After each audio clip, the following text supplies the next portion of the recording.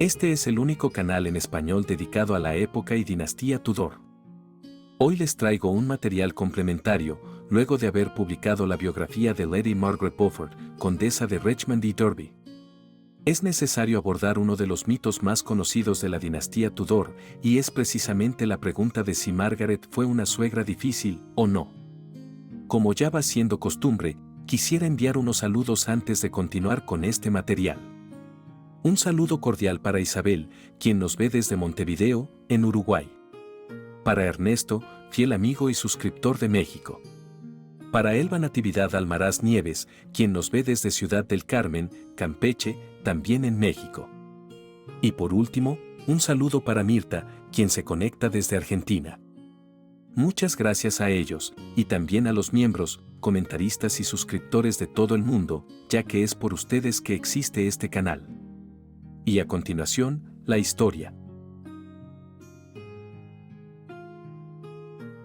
Con algunas excepciones, parece que la mayoría de la gente tiene algún tipo de problema con su suegra. En los círculos Tudor, las discusiones en torno a Margaret Beaufort suelen solicitar el comentario habitual de que ella era la suegra del infierno. Otro comentario frecuente gira en torno a la postulación de que Margaret trabajó toda su vida para convertir a su hijo Enrique Tudor en rey de Inglaterra.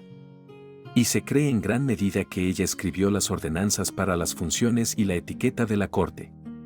Pero, ¿acaso el registro histórico apoya estas suposiciones?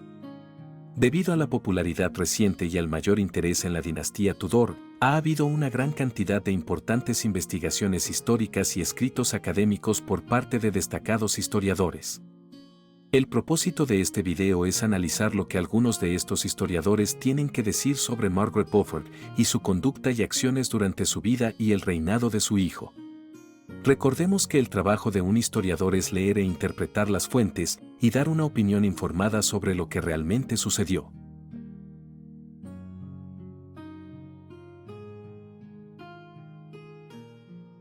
Comencemos con J. L. Lane Smith y su libro, The Last Medieval Queens. El libro de Lane Smith fue el ganador conjunto del premio al libro del año Longman History Today en 2005. Da una cita de C.H., Memorias de Margaret, condesa de Richmond y Derby, de Cooper, que se publicó en 1874. Cooper dice que el diplomático don Pedro de Ayala escribió una carta a los reyes católicos en julio de 1498 que dice esto. El rey está muy influenciado por su madre. Y a la reina, como suele ser el caso, no le gusta. Esta cita ha dominado la evaluación de la relación de Isabel de York con su suegra. Unos días antes, Ayala había escrito otra carta al subprior de Santa Cruz en la que decía: La reina es una mujer muy noble y muy querida. Ella es mantenida en sujeción por la madre del rey.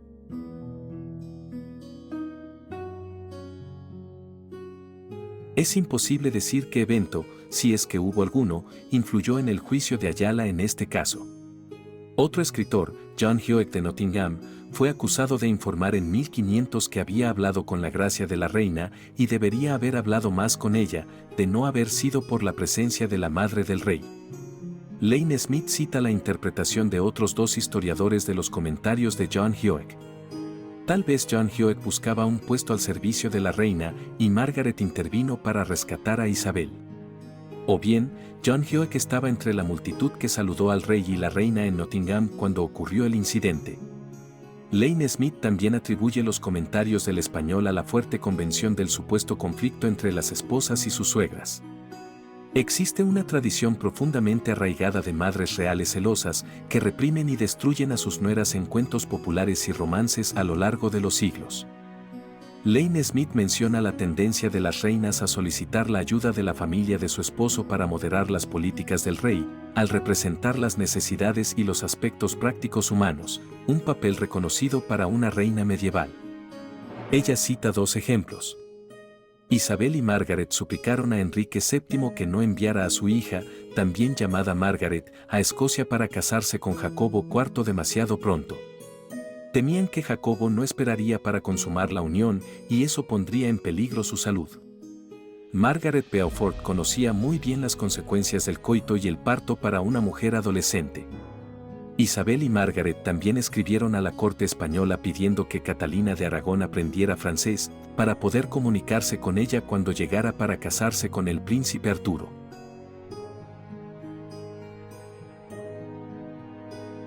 Existe evidencia de que nuera y suegra trabajaron juntas para decidir quién debería asistir a la reina y a Catalina durante las celebraciones de la llegada de esta última a Inglaterra, y para remodelar la casa de Margaret en Coldarbour a fin de entretener a Catalina y Arturo para las festividades posteriores a la boda. 2 años más tarde, la princesa Margaret pasó su última noche con un miembro de su familia antes de partir hacia Escocia con su abuela. Recordemos también que después de la muerte de Isabel, Margaret se convirtió en la influencia materna en la vida del príncipe Enrique y la princesa María. Claramente, las dos mujeres compartían un interés permanente en los niños. Lane Smith menciona la devoción compartida de Isabel y Margaret a Santa Brígida de Suecia, una santa que era popular entre las familias de Lancaster y York. Las dos mujeres encargaron conjuntamente al impresor William Caxton una edición del libro supuestamente escrito por la santa, llamado The 15 O's. Isabel y Margaret presentaron conjuntamente una copia de La Escala de la Perfección de Walter Hilton, que había sido encargada por Margaret a su dama de honor compartida, Mary Roos. También debe mencionarse que en la casa de Margaret en Collie Weston, las habitaciones estaban reservadas permanentemente para la reina. Elizabeth Norton escribe sobre la relación entre Isabel y Margaret en su biografía, Margaret Beaufort, Mother of the Tudor Dynasty. Ella menciona un par de ocasiones en las que las dos mujeres usaron ropa idéntica para las celebraciones de la corte. Esto puede haber sido un esfuerzo por parte de Margaret para enfatizar que ella tenía el mismo rango, o muy cerca del mismo, que la reina. Y es que la posición de la madre del rey en la corte fue ciertamente anómala, como lo reconocieron sus contemporáneos. Norton es un poco más circunspecta en su evaluación de la relación entre las dos mujeres. Ella menciona que estaban constantemente en compañía de los demás, compitiendo por la posición y el estatus, y esto podría haber provocado cierta fricción. Pero Norton dice que está claro que se demostró algo de afecto en el exterior. Hay varios ejemplos registrados de ellas trabajando juntas, y ya hemos visto que compartieron algunos intereses. En diciembre de 1487, a Isabel, Margaret, el arzobispo de Canterbury, el obispo de Exeter y al sirviente de Margaret, Reginald Bray, se les concedió una presentación al decanato del colegio o capilla libre de San Esteban en el Palacio de Westminster. En febrero de 1486, poco después del matrimonio de Isabel, se otorgó a esta, a Margaret y a varios otros, una licencia para fundar una capilla perpetua en la iglesia parroquial de Guildford. Claramente, ambas mujeres eran patronas activas de la iglesia. Norton menciona que a medida que Isabel envejecía, comenzó a afirmarse más en la relación dominante, aunque bien intencionada, con su suegra. Norton también menciona que está claro que Margaret se afligió cuando murió Isabel.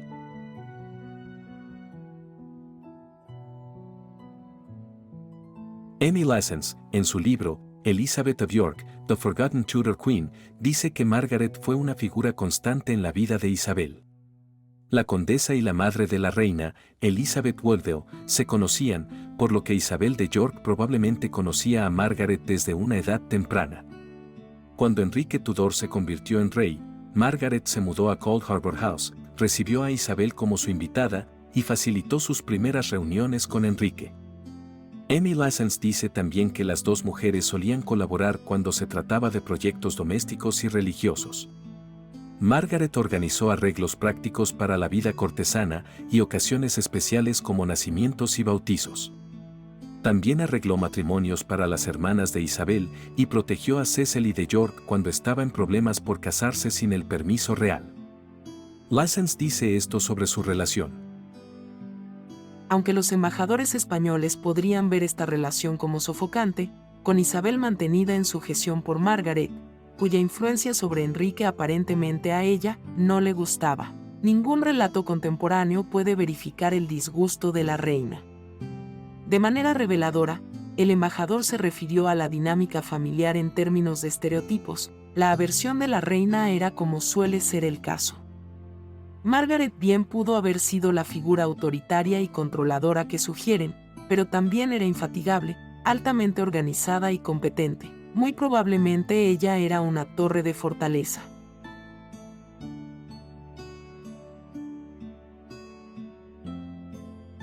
Alison Weir, en su biografía titulada Elizabeth of York, A Tudor Queen and Her World, menciona que Margaret Beaufort había sido la fuerza impulsora detrás del matrimonio de dicha reina con Enrique. Isabel probablemente era consciente de este hecho y tenía una deuda de gratitud con Margaret. Weir también analiza los comentarios en español sobre la relación de suegra y nuera. Ella dice que hay mucha evidencia de que la relación entre las dos mujeres era aparentemente de compañerismo y cooperación, por lo que, si había algún conflicto entre ellas, lo habían ocultado muy bien durante 12 años y continuarían haciéndolo. Weir cita a Tomás Moro describiéndolas como viviendo en un acuerdo pacífico. Con respecto a las cuentas españolas ya mencionadas, Alison Weir dice que es significativo que fueron escritas por españoles que estaban acostumbrados a observar a la reina Isabel de Castilla, que ejercía el poder por derecho propio. Weir cree que hubo indicios significativos de que suegra y nuera se llevaban bien y se ha dado demasiada credibilidad a los relatos españoles, los comentarios de John Hewitt y los hastiados comentarios de Sir Francis Bacon, quien escribió sobre el reinado de Enrique VII en el próximo siglo. Weir dice que Isabel y Margaret disfrutaron de una relación armoniosa y afectuosa, basada en la evidencia, y colaboraron en muchas ocasiones como lo señalaron los otros historiadores mencionados anteriormente. Ella dice que aunque estaban juntas con frecuencia en la corte, Margaret no siempre estaba allí. A veces residía en Latham House o Knowsley Hall, las sedes del norte de los Stanley. El esposo de Margaret era un Stanley. Y cuando estaba en Londres, la condesa residía en Coldarbour. Después de que Margaret hizo un voto de castidad con el permiso de su esposo, ella no estuvo en la corte con tanta frecuencia, viviendo en Collie Weston, Woking Palace, en Surrey, o Hunsdon House, en Hertfordshire. Rita Warneck, en su libro, Elizabeth of York and Her Six Daughters-in-Law, Fashioning Tudor Queenship, aborda el tema de Margaret firmando ciertos documentos como Margaret R. Algunos eruditos han sugerido que esto fue un intento de usurpar el lugar social de Isabel como consorte.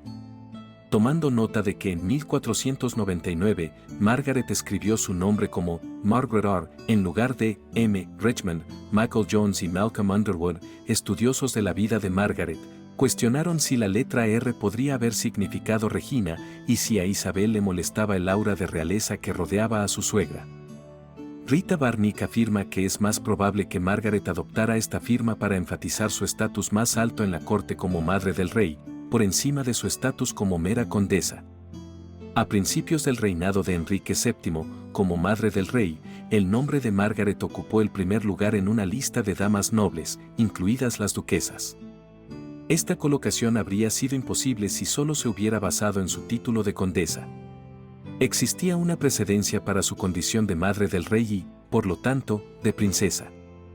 La palabra latina, regina, también puede significar princesa, un título dado a algunas mujeres nobles como Anne Seymour, duquesa de Somerset durante el reinado de Enrique VIII. Cuando William Caxton imprimió libros por mandato de Isabel y Margaret, se refirió a ellas como Isabel, reina de Inglaterra y muy noble princesa Margaret, madre de nuestro rey. Y finalmente, la condesa comenzó su testamento diciendo, yo, Margaret, condesa de Richmond y Derby, pero también dice varias veces en el documento, nosotros la dicha princesa.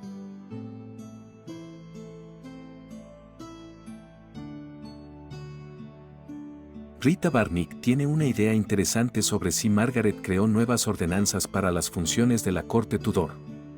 Ella afirma que en 1790, la Sociedad de Anticuarios publicó los artículos ordenados por el rey Enrique VII para la regulación de su hogar, en un libro con otras ordenanzas para la corte inglesa. La tradición le atribuye a Margaret la creación de estos artículos y supuestamente Enrique VII los aprobó en 1494. Barnick dice que Stanolan estudió de cerca esta publicación y determinó que Enrique ordenó los artículos en 1493 y que Margaret no los escribió. Parece que Enrique y sus funcionarios simplemente repitieron las ordenanzas reales anteriores. Estos artículos no se refieren a una reina viuda y proporcionan rituales para una reina consorte con el calificativo de si hay una. Los artículos mencionan a la madre del rey y a sus hermanos. En consecuencia, parece obvio que estos artículos no se originaron en el reinado de Enrique VII. Este rey no tenía hermanos, y Enrique se casó a principios de este reinado, por lo que tuvo una reina consorte. La explicación más probable es que estas ordenanzas se originaron durante el reinado del padre de Isabel, Eduardo IV. Los hermanos de Eduardo aún no se habían casado y su madre, Cecily, no era una reina viuda sino una duquesa viuda que a menudo asistía a la corte. Arlene Ackerland, en su biografía sobre Isabel de York, argumenta que los artículos no podrían representar el papel dominante de Margaret en la corte o su personalidad obsesiva y manipuladora.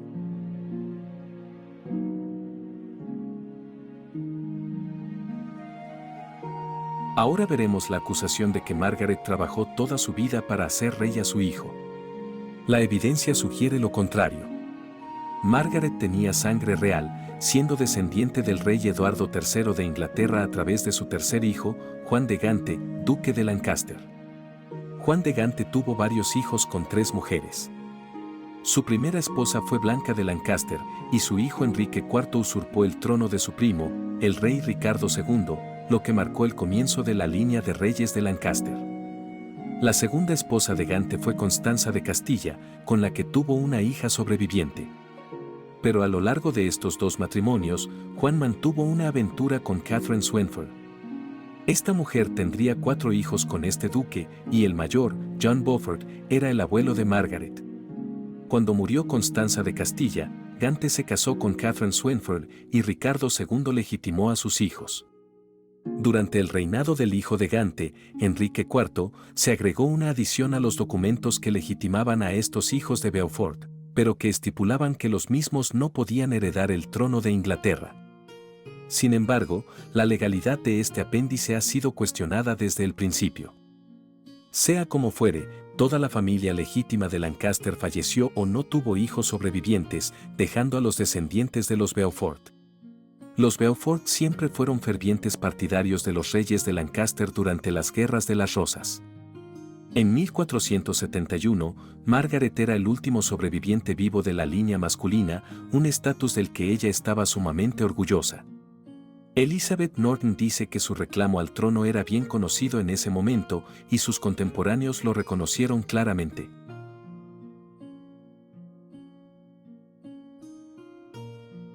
Ya en 1450, William de la Pole, primer duque de Suffolk, consideró que la sangre real y la herencia de Margaret eran lo suficientemente importantes como para negociar un matrimonio con su hijo.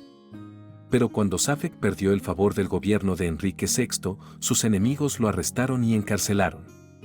El primer cargo en su contra fue conspirar para casar a su hijo con Margaret, suponiendo que ella estaba en línea para heredar el trono si Enrique VI no tenía hijos.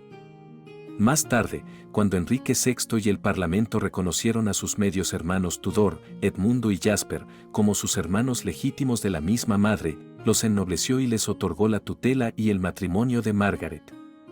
Enrique pudo haber considerado nombrar a Edmundo su heredero en este momento y estaba motivado por la sangre real y la herencia lucrativa de Margaret para hacer una pareja entre ellos. Margaret se casó con Edmundo y juntos tuvieron un hijo, otro Enrique, que nació después de la muerte de su padre. Finalmente, debido a los caprichos de la Guerra de las Rosas y el ascenso de la Casa de York, Enrique Tudor se vio obligado a huir al exilio y pasó 14 años en Francia y Bretaña.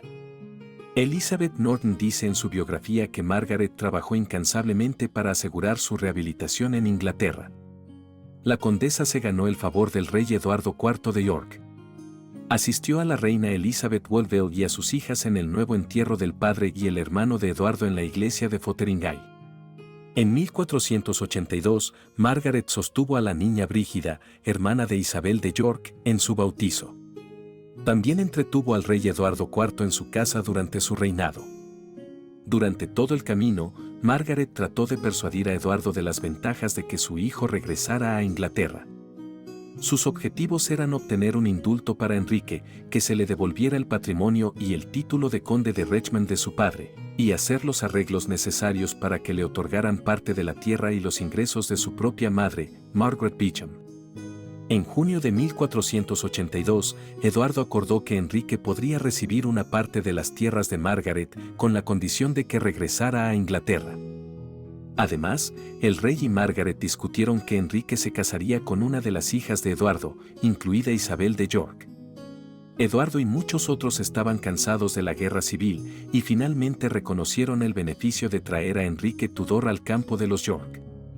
Existe un borrador de indulto a Enrique junto con los términos de su regreso, pero ese documento nunca fue ratificado debido a la inesperada muerte de Eduardo IV en abril de 1483.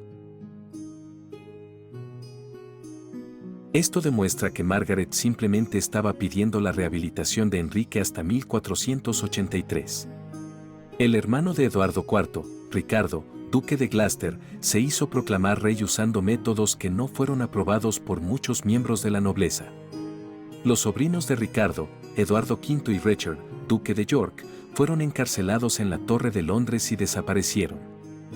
Muchos estaban insatisfechos con este estado de cosas y algunos abandonaron Inglaterra para unirse a Enrique Tudor en Francia. Este último estaba siendo alentado por estos hombres y en diciembre de 1483 juró casarse con Isabel de York en la Catedral de Rennes, en Bretaña. Después de esto, según Polydore Vergil, los exiliados juraron reconocer a Enrique como rey. Ralph Agripph Fitz y Roger S. Thomas en The Making of the Tudor Dynasty afirman que no está claro cuándo Margaret pasó de buscar la restauración de Enrique a su herencia inglesa a conspirar para obtener su adhesión a la corona. Pero la desaparición de los príncipes de la Torre probablemente fue un factor crucial para tomar una decisión. Entonces, para resumir, ¿fue Margaret Beaufort autoritaria y dominante? Probablemente sí. Pero su nuera Isabel parece haber aprendido a ceder ante la sabiduría y los pronunciamientos de su suegra, y sabiamente sintió que era mejor no competir con ella. Es posible que haya apreciado el apoyo y la cooperación que recibió de Margaret. Y más adelante en el reinado, cuando Margaret no frecuentaba tanto la corte, Isabel pudo ejercer su poder e influencia que le eran garantizados como reina. La evidencia con respecto a los artículos parece indicar que no fueron escritos por Margaret, sino que surgieron durante el reinado del rey Eduardo IV. Está claro del registro que los contemporáneos de Margaret y Enrique reconocieron su sangre real. Mientras Enrique Tudor estaba en el exilio, Eduardo IV y Ricardo III estaban decididos a extraditarlo, demostrando que lo reconocían como una amenaza. Pero Margaret, junto con muchos otros, muy probablemente no consideró la posibilidad de que Enrique fuera rey hasta los acontecimientos del verano de 1483, cuando desaparecieron los hijos de Eduardo IV.